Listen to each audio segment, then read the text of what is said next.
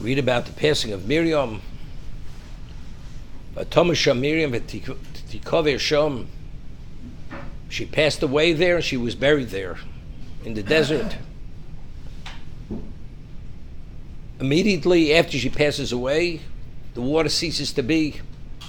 So Rashi cites the Gemara that this indicated that the bear, which they weren't aware of all this time, was B'schus Shel Miriam.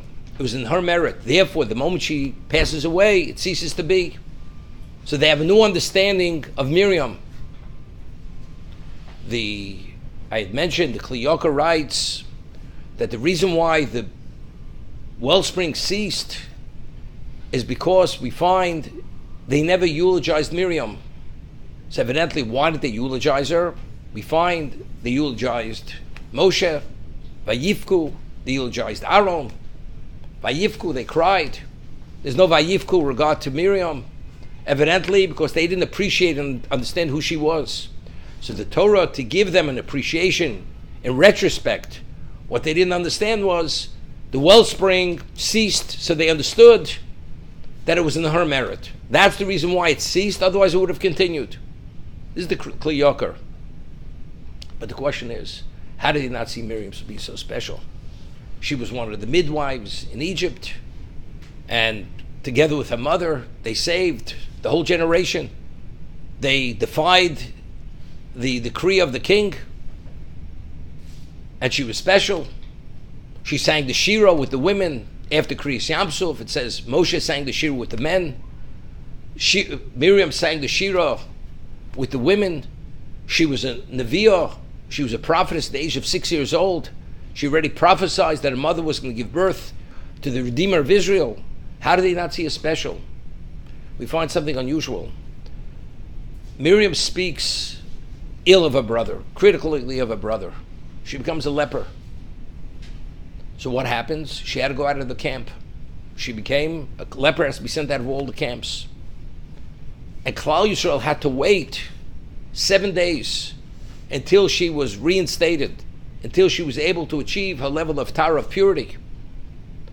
So we see over there, so Chazal tell us, we see Miriam was so great. How do we see she was so great?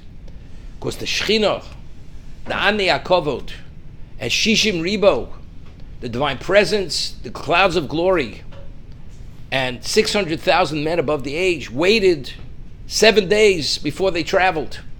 They could have gone, and she could have followed, but they waited. Why did Hashem want them to wait? This was measure for measure, because when Moshe was put into the Nile, it says Vatesatzav Achosim Mirochok. His sister stood from a distance to see what was going to happen.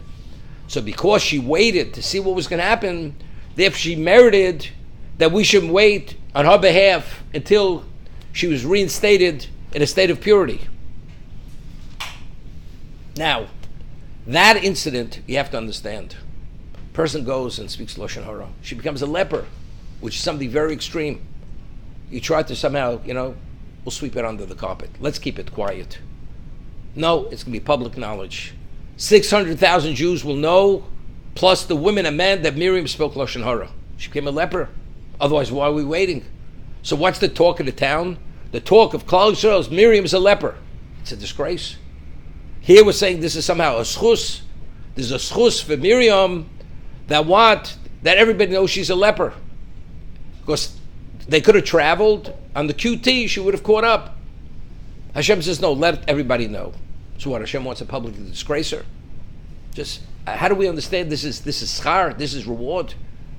So people, when they saw this happen, they say, no, Miriam, not so special. There are two ways to interpret it. The way normally a person would say, this is Miriam. Hashem wanted to disgrace, let everybody know she's a leper. That's why we're waiting 7 days. She should get the full brunt of the wrong she did. But there's another way to say it. We find that Nadav Avihu, on the day that the Mishkan took on a permanent status, they were struck down by God. And Aaron was taken aback. So Moshe shares with his brother, he says, until now I thought, Hashem said on the day when the Mishkan will take on a permanent status, Bakrovi HaKodesh, I'll be sanctified with those who are closest to me. So I thought it would be either you or me, but now I see that your children, Nodav Avihu, are greater than us. Bekrovei HaKodesh, they're closest than we are. And that was the consolation to Aaron. But why were they struck down? So Chazal tell us at Sinai, they were from the group who actually looked directly at the Shekhinah, and they deserved to die then. Except Hashem did not want to take them then because it would undermine the what? The giving of Torah, the simcha, the joy of giving of Torah. See, he delayed it till now. Now, they were punished. But what was the value of their life? What was the value of their death? The value of the death had greater value than their life. B'krovei HaKodesh. Although this was their only sin, open violation, Hashem took them to show that HaKadosh Baruch Hu, regardless of how special you are, when it comes to judgment, God plays no favoritism. And therefore he struck them down. This is B'krovei HaKodesh. I was sanctified through those who are closest to me. So, although it was disgraceful, they had a sin. But what's the outgrowth of that? HaKadosh Baruch Hu is not mevater. God doesn't look away. Everything goes on the account and nothing's overlooked. Now the question is, how serious is Lashon Hara? There's a mitzvah say that every Jew has his ochor. It's a positive commandment. We say it. That the lesson we learned from Miriam, she may have been disgraced, but what kind of schus did she have? To be able to communicate the seriousness of a violation, of a transgression, we waited. But now Klaus has an appreciation of Lashon Hara. That's a schus. That's schus that she was the example, the model for that, to be learned till the end of time. We say, Miriam, she became a leper. That's a schus. It's true. It's a disgrace, but how did she see it? But what was she the beneficiary of? That Jews who don't speak Lashon Hara, it's due to her. That they waited 7 days. That's the way to see it. That Hashem used her as the example that she should have the schus, that people should appreciate what Lashon Hara is. That was the value. So the Klal Yisrael, until the water ceased, they saw in a negative light. Once they understood the water, the be'er was in her merit, then all of a sudden it took a whole different understanding. It's not that God wanted to disgrace her.